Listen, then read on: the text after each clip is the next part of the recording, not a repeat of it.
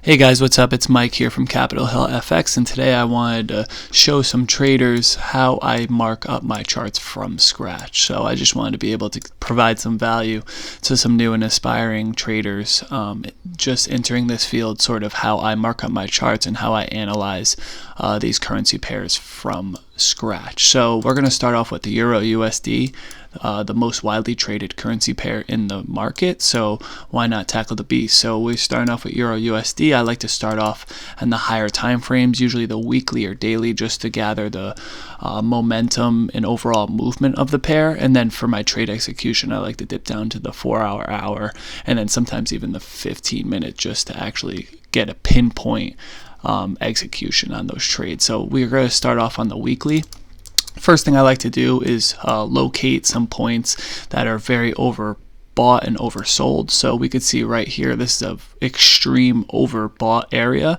So I want to mark this up. And usually when I'm marking up these overbought and oversold areas, I like to put them at psychological values. What I mean by that is just round numbers. Why I do that is usually because banks and professional traders that have such large equity in these pairs, they usually place them at these types of round numbers, not usually like a weird 0.5782, usually rounded up. So that's why I usually place them here, and then I'll place the same one over here at the bottom. And like I said, I like to do it at a round number. Perfect. And I like to change the color just visually. I like to see a different color on the chart. Okay, so perfect. So we could see that we're trending within these two extremes.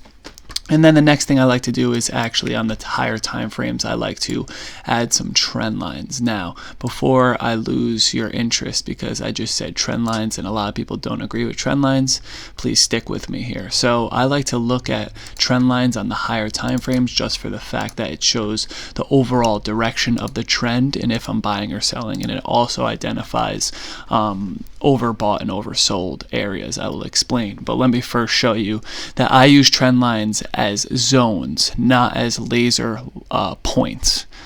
So I use them just like support and resistance. They're zones. They are not exact areas. So that's why I will draw a couple trend lines just to get a good idea of where price may reject. So I'm going to place the bottom ones. I think I placed them somewhere around here. Perfect. And I'm going to place these red. And I think it's very important to treat these as zones, because I feel like a lot of people would consider this to be a break of a trend line and they're trading off the break and retest of this trend line when they don't realize that these are zones just like support and resistance. There's no exact value of when price will reject. It will reject within that zone. So we could see, just a overview real quick, we could see that when price comes into these areas, we could see that price is overbought. So that means that these would be good sell setups. So when we see these on the higher time frames, we could scope down to the lower time frames and try to catch the sell momentum. Now, inversely, we could see that at these areas, these would be perfect, you guessed it, buy setups. So when price reaches these zones, you would want to be scoping down into the lower time frames, maybe the 4-hour or an hour, find a key level and be able to get buy setups in those areas. So let's not go too far. Let me get all this off. So now that we have our trend lines established, the next thing I like to do is actually go to the daily, and I like to point out some key levels. So right now we seem to have rejected off of the top of this trend line. Actually, let me sneak back into the weekly first. So I think it's very important for us to distinguish if we're in a correction or an impulse phase. Let me explain.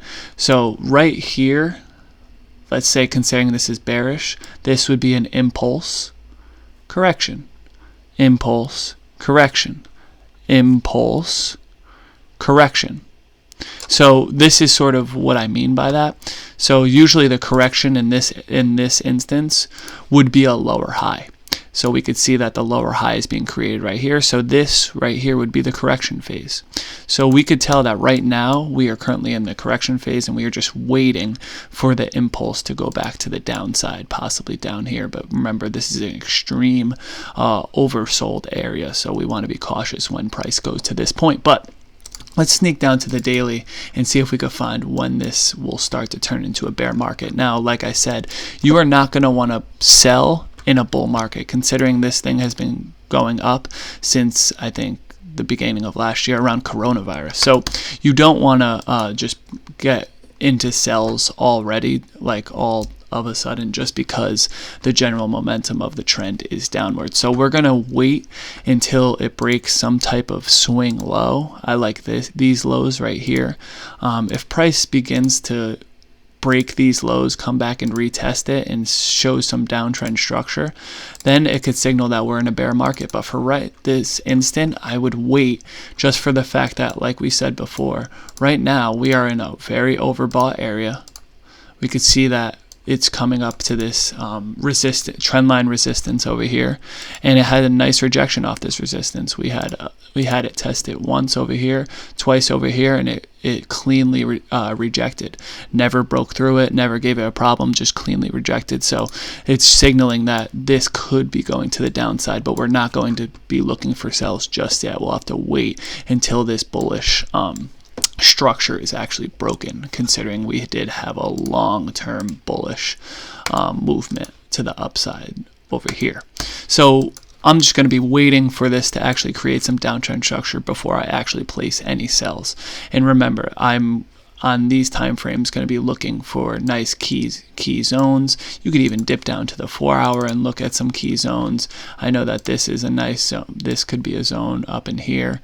So if price maybe breaks below here, starts retesting here, breaks through this zone, and is constantly just breaking lower lows and lower highs, then we're starting to signaling that we're starting to become a bear market. But for the time being, this is more of a waiting game, just to see how well this rejects off of this resistance, the trend line resistance. Because to be completely honest, we could be just have a correction movement just for it to shoot past the trend line and then just retest and keep going in a bull market. So we're gonna have to wait to see what price actually does. But for the time being, this looks pretty good for a nice sell setup opportunity. Like I said, over here is a very strong sell setup opportunity. So that's what I will be looking for in the future. So I didn't want to make this video too long. I just wanted to give you guys a general idea of what I look for in a currency pair. I'm going to be posting more videos just like this, just so I can give you guys some insight of what I'd be looking for in the future in currency pairs. So until next time, this is Mike from Capitol Hill FX. Cheers.